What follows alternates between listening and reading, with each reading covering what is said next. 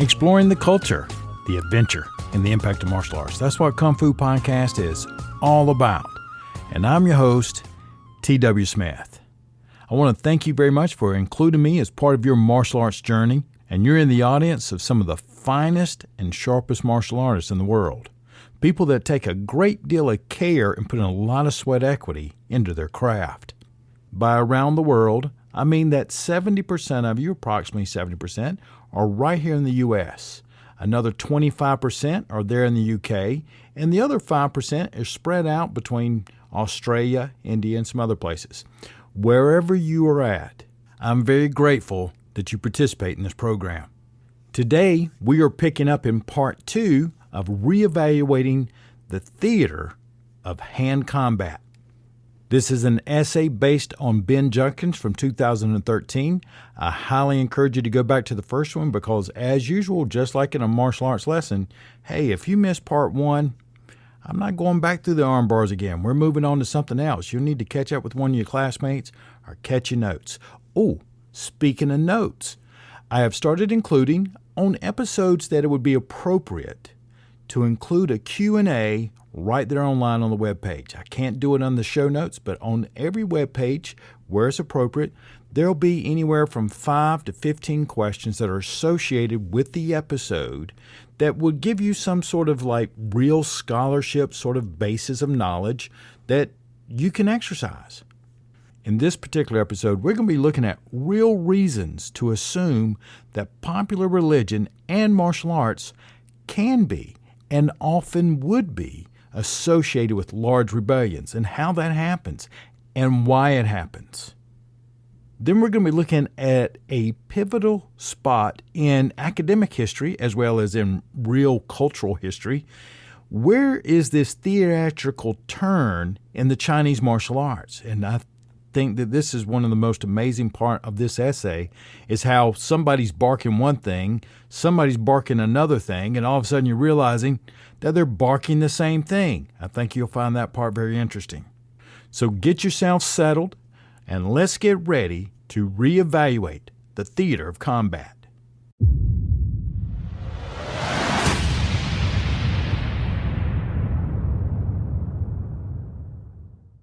So what does Charles Holcomb attempt to accomplish in his article? He lays out his central aims right in the introduction. Quote, "Everywhere in China, the martial arts either present themselves in the guise of simple exercises or are shrouded in arcane religious mysteries. Western enthusiasts often feel impelled to strip away these religious trappings and construct a version of the martial arts that is neither simple gymnastics nor religion, but emphasizes true hand-to-hand combat skills. The question remains, is this an authentic understanding of the martial arts? This religious heritage, in fact, turns out to be crucial to the development of a conscious martial arts tradition. Before trying to analyze this religious heritage, however, one should survey the history of the technical side of combat skills in China. For the modern martial arts grew out of a distinctive approach to physical combat that has been characteristic to China since antiquity." End quote. I'm going to take a moment here and introduce a term that's going to be coming up here in the essay, hagiographa. It's a word that comes from the root meaning sacred writing. More specifically today, it's the third of the 3 Jewish divisions of the Old Testament. So as we return, Holcomb is discussing the emergence of hagiographa in the martial arts. He restates his case with characteristic directness. Quote, "If it is necessary to debunk the Bodhidharma myth, since it is historically false, we must also be wary of the modern materialistic impulse to tear aside the veil of myth to uncover the real martial arts beneath. The truth is that for most Chinese practitioners of the arts, the myths were real enough, and spiritual goals, in any case, are more central to the historical martial arts than actual combat skills. Rather than viewing myths and legends as effluvia from the real martial arts, it is more accurate to see the martial arts as a relatively minor byproduct of the Buddho-Taoist popular religion and the medieval immortality cult, end quote. So basically, Holcomb was saying, in short, the real reason that for the constant reform movements within the Chinese martial arts, all hoping to restore the fighting prowess of the various styles, is that these systems were never very good at practical fighting in the first place. Unarmed self-defense is a modern preoccupation. Holcomb may even say delusion, and this is not what the Chinese martial arts were originally designed for. At this point, one would be correct in sensing the long shadow of Joseph Needham in this view of the traditional fighting styles. This famous scholar argued once that Chinese boxing was not only derived from, but it was essentially a branch of Taoist health exercises. Holcomb cites Needham's findings approvingly throughout his article. And here comes the cavalry, because now Stanley Henning, in his important article, Academia Encounters the Chinese Martial Arts, which was published in the China Review International, Volume 6, Number 2, Fall 1999, has already criticized this view openly.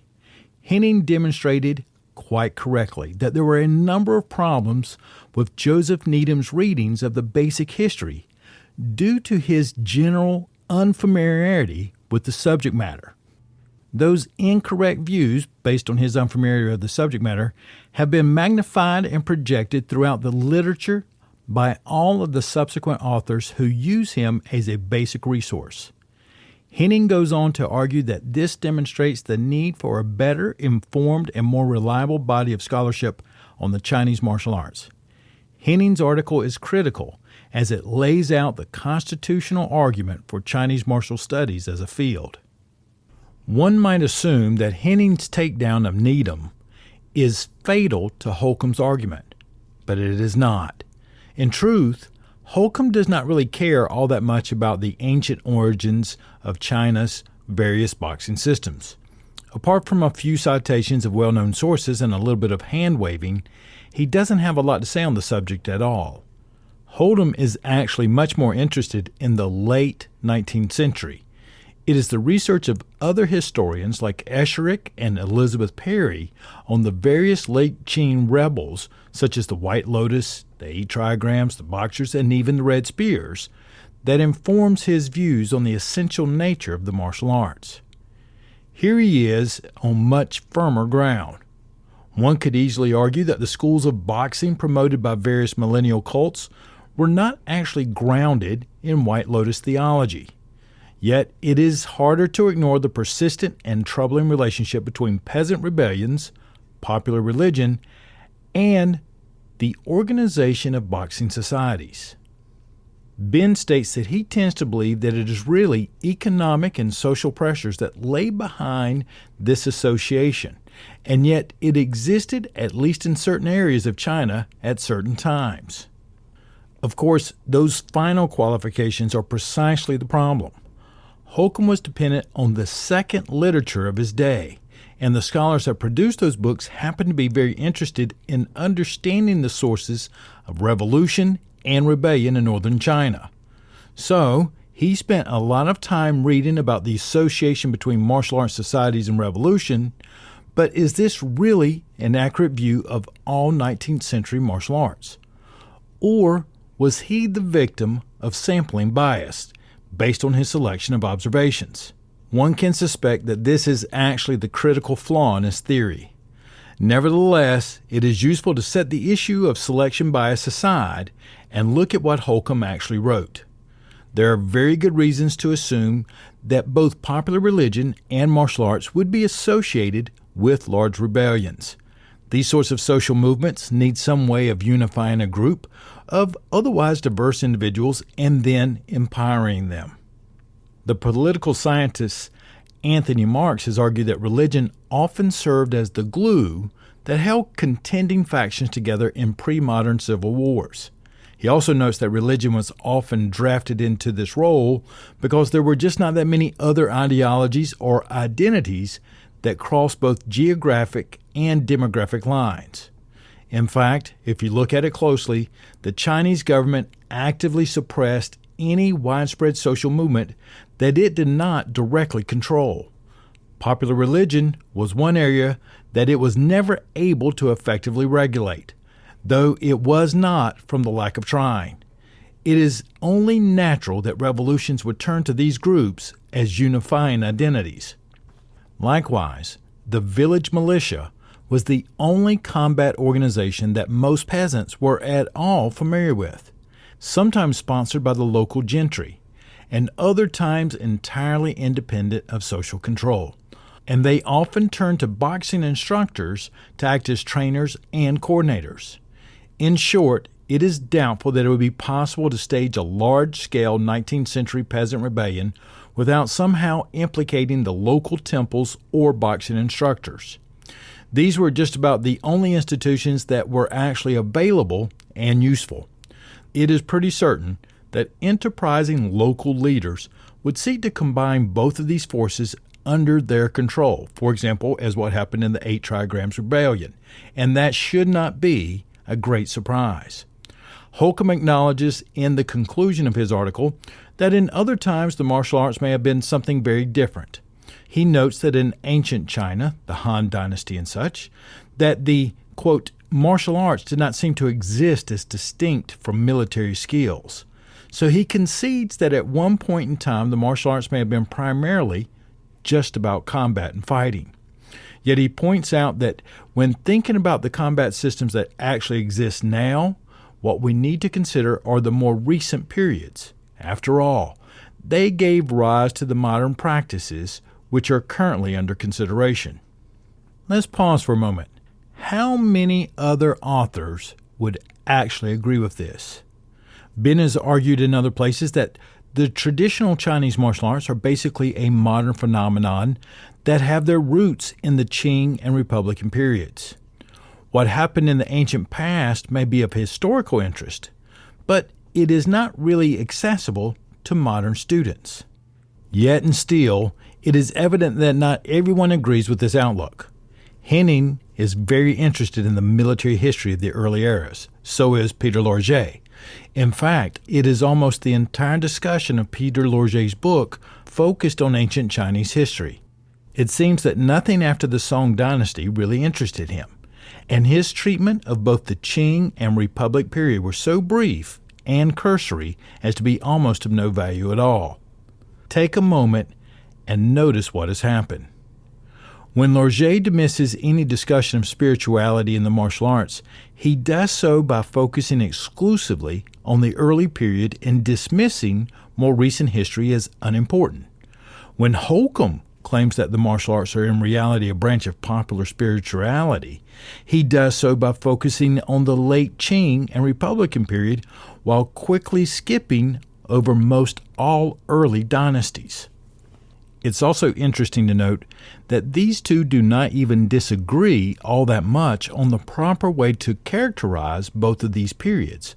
Lorget tended to dismiss arguments about spirituality in the Chinese martial arts because of the transparent myth-making and religious innovations of the late Qing and Republic era. Yet for Holcomb, it was exactly these same features that make these periods critical for understanding what the martial arts actually are in his opinion. This seems like a spirited debate, yet upon a closer inspection, the two sides spend a lot of time just talking past each other and saying the same thing. We also want to note that not every problem in Holcomb's piece can be attributed to a difference in priorities. Towards the end of his article, he introduces the topic of opera. The martial arts have had a long association with the stage. Many hand combat experts actually made their living as professional performers, even in opera troupes or on the streets. Further, military stories were popular with audiences and opera companies as they competed to have the most exotic and entertaining styles demonstrated on their stages. Opera also had an important impact on the historical views of the average Chinese peasant. Most of these individuals were illiterate, and so their understanding of history and culture often came from these highly fictionalized stories. Both Esherick and Holcomb Note that operatic scripts had an important impact on the self-image and behavior of a large number of people in society. Bandits would see themselves as akin to the heroes from Water Margin, and rebels might rely on the romance of the Three Kingdoms as their dominant mental map of large-scale political action. Unfortunately, the entire discussion of opera comes off as a missed opportunity. One would assume that given the centrality of religion to Holcomb's argument, that he would have taken the opportunity to tie operatic performance to local religious culture. Paradoxically, he does not even attempt to do this. In fact, his entire discussion ignores any connection between the popular religion and opera. Yet it was the local temples and their very charitable organizations that usually hire the opera troops in the first place. And while the entire community would come out to watch the performance, the affair was usually part of a religious ritual staged for the local gods. It was their statues that would get the best box seats, allowing the local gods to enjoy the show from the VIP section. Furthermore, the actors on the stage were often viewed as being possessed by the ghost or the historical character that they portrayed. To watch a traditional opera performance was to enter the world of the supernatural.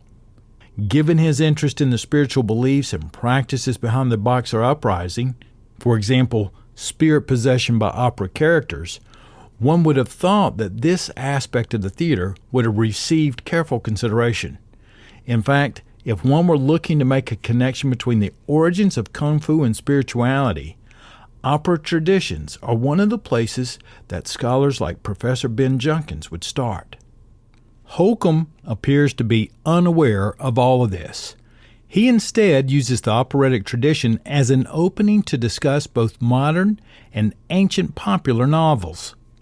Clearly, there are some links with literary traditions here, yet most of the peasants who he describes as being so influenced by the opera would have been illiterate and unable to read any of the classic novels that he discusses. They would have known these texts only through secondary oral performances. In his conclusion, Holcomb notes how White Lotus revolutionaries were able to adopt and manipulate the martial language of the theater to gain support among the uneducated and historically illiterate masses. Ben states that this is yet another missed opportunity. He does not doubt that this happened, but when it did, it was not a case of a religious leader misappropriating theater to manipulate the local peasants.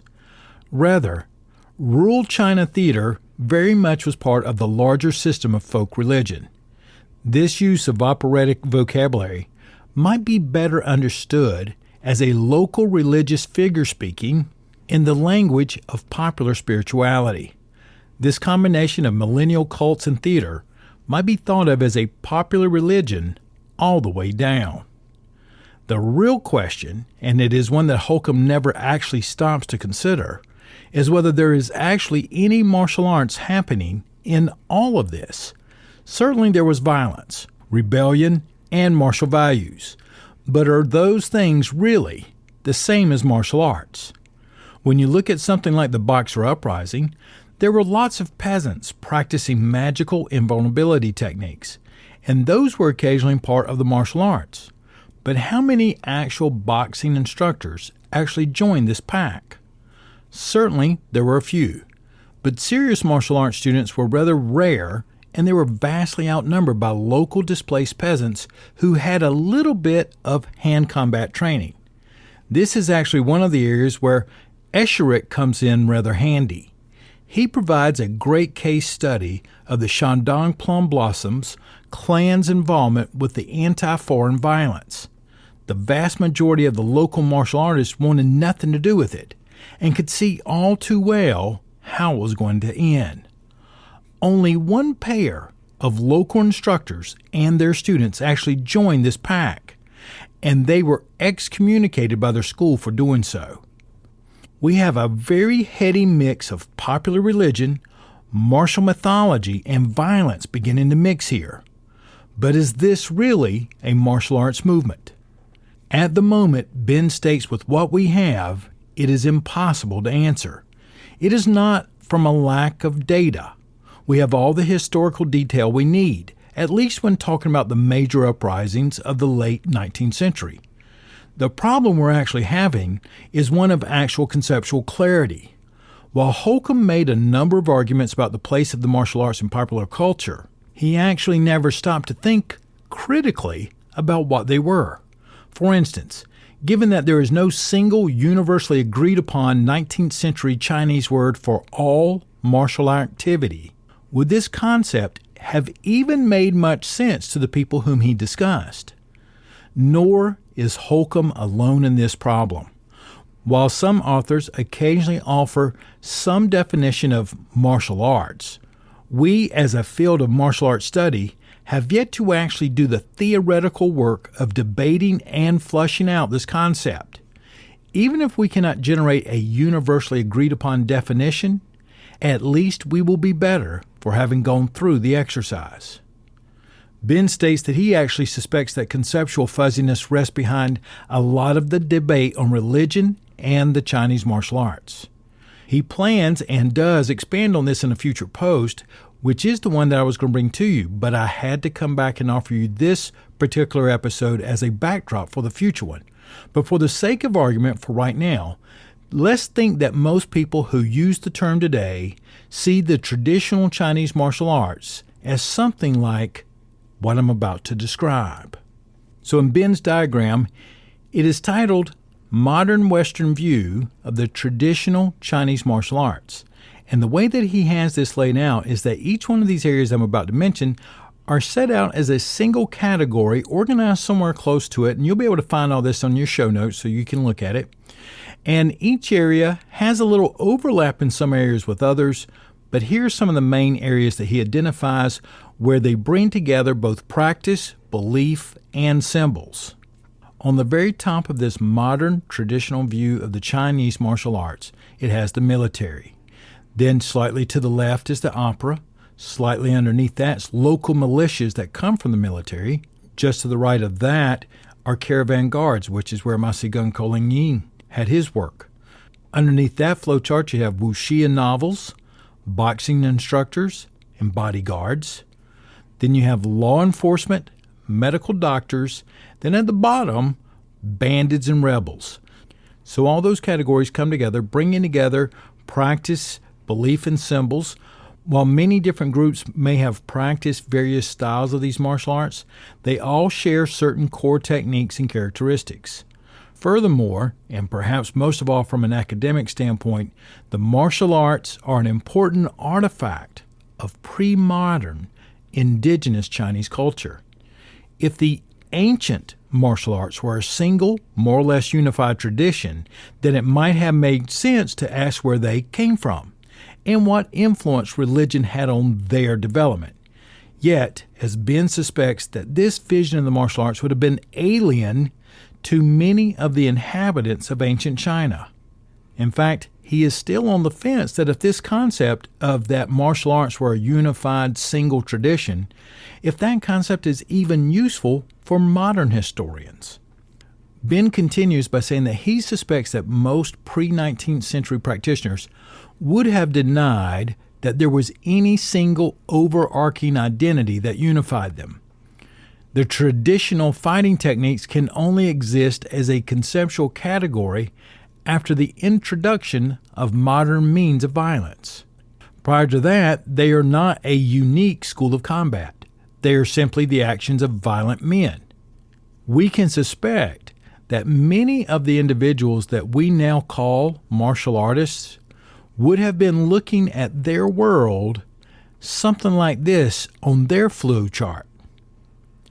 This next figure is titled Conceptualizing the Martial Arts in Imperial China. So if we were looking at how the old folks who were martial artists would have viewed their world, over in one little section you would have the folks who were part of opera and street performers. Then over to the right you would have another cluster of these categories. The military guys the caravan guards, the hand combat instructors, the local militia, and as well as the folks who practice medicine, which that makes sense. That's true in the Bubishi, the Wubeiji, and many of the other things that wherever you have the military, you also have people who practice medicine. Those groups would be clustered together. And then the next group would be your secret society members and the bandits and rebels, like Ben had explained before. A lot of the bandits and rebels had to turn to the secret societies in order to just move around in society and culture without getting banged up and carrying out their thoughts and feelings in a safe place. But those would be your three subclusters, and those clusters would have an overlap of some of the things that they would share. Ben writes that notice how each of these groups exist as a separate sphere. Some of these occupations overlap and share a common identity with a few of its neighbors. For example, caravan guards and hand-to-combat instructors. Yeah, you could see a lot of overlap there. But in this example, as Ben states that pre-19th century, there would not have been a lot of overlap in many of them. That's why they're clustered together the way they are, that the opera performers are probably not going to be teaching your local militia, each of which represents a slightly different version of China's martial culture. In fact, it is probably necessary to speak of martial cultures in the plural rather than the singular. And as if that's not enough, further complicating the exercise is the fact that the elements of this figure may rearrange themselves over time or even as one travels from region to region. All of these various styles of martial traditions have contributed something to the martial arts as they exist today. Yet in traditional China, they were all very different ways of life. A bandit and a member of the Manchu elite likely had very different identities, even though they both spent a lot of time practicing archery. The largest employer of hand combat experts was the military, and there is no indication that their martial arts were anything but secular. At this same time, health practices were deeply influenced by Taoist thought, and medical doctors could and did prescribe either gymnastic exercises or martial arts practice to their patients. Could you actually argue that there was a spiritual element behind this? Perhaps. But the detail of it would be very different from a rural boxer who believed himself to be possessed by the Monkey King, or an opera performer whose company was kept on a retainer by a wealthy temple. The traditional Chinese martial arts is a quintessentially modern category. It does not correspond to a single reality in Qing-era China, let alone the Han or Shang dynasties. The inherent fuzziness of this concept allows scholars to focus on different actors, different regions, and different time periods in their attempts to determine the nature of the real martial arts. To avoid confusion, Ben says he suspects that as a field, we should do two things. First is we need to take greater care in constructing our research questions. Second, we need to think critically about where many of our core concepts come from and how they are shaping our view of both the past and present practice of the Chinese martial arts.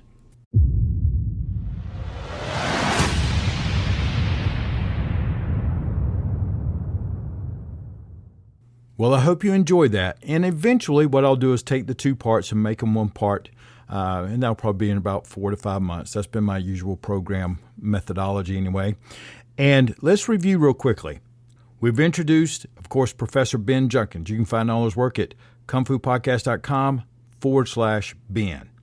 Then we also introduced in the part 1, Joseph Escherich, the origins of the Boxer Uprising, which was kind of, as Ben described, as a spear tip that got into the modern era of martial arts studies. We have talked about numerous very well-known researchers in the field of Chinese martial studies. Douglas Weil, Peter Lorget, Stanley Hennings. And if I was going to have an antagonist, if this was going to be a story, we would have thrown in Joseph Needham and Charles Holcomb, because they're kind of arguing a different point, but we realize later that they're arguing the same point, just from the other side of the fence. We looked at the reasons that we should assume that popular religion and martial arts would be often associated with large rebellions. Large social movements like a rebellion need a way to unify the group. Martial arts and religion will do both of those. I was thinking in my mind as a modern example of that. And I'm going to point to my friend Ian Abernathy. You know, if you've ever been to one of his presentations, one of his seminars, he has an amazing ability, because he comes from the UK, over into different countries, different languages and things like that, and even internationally. But when he walks into the room, everyone there, including me when I got to meet him a few times, is that we're all there for one reason. The martial arts binds us. All of a sudden, gender, nationality, language, accents, and all that kind of stuff, because I don't have one. Y'all have accents. I don't have an accent. And all that stuff kind of goes away because we're there to focus and work on the martial arts. So religion and martial arts have a way of unifying groups in a way many other things cannot. We made a note that religion was a glue that pulled together contending factions in pre-modern Civil War.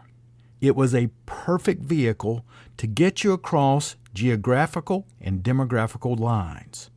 Religion was also important in this role because even the Chinese government, and we know that they try to regulate everything, they still could not regulate that part of it. So revolutionaries could find a safer haven by participating in different forms of religion. So at this point in my mind, we're kind of getting into the chicken or the egg. Did the religion come first? Did the martial arts come first? Or did the martial artists go into the religion? Did religion go into the martial arts? Well, I could see the argument on either side. But as we've noticed here, there is also very clear distinctions. I would encourage you to see the graphs that Ben have put out. I'm going to try to include them in your show notes. For example, peasants were very familiar with the village militias as a combat organization. In fact, they would use smaller groups, put them together, get somebody to train them. Who trained them? Oh, that was your martial artist. Your martial artists served as the trainers and coordinators of these small village militias. Then as we're pulling it to close and trying to identify the theatrical turn in the Chinese martial arts, Holcomb acknowledges that at particular times in Chinese history, the Chinese martial arts existed as exclusively hand combat and military skills. Then we have other researchers such as Stanley Hennings and Peter Lorget who really do a lot of research. Their work and their books focus on the deeper history of Chinese martial arts and Chinese history and how they coordinate together, and they end up saying the same thing. Oh, I can't see the darkness. And the other one saying, all I see is light. Then you realize, oh, you're both saying the same thing. Well, I hope you enjoyed the program.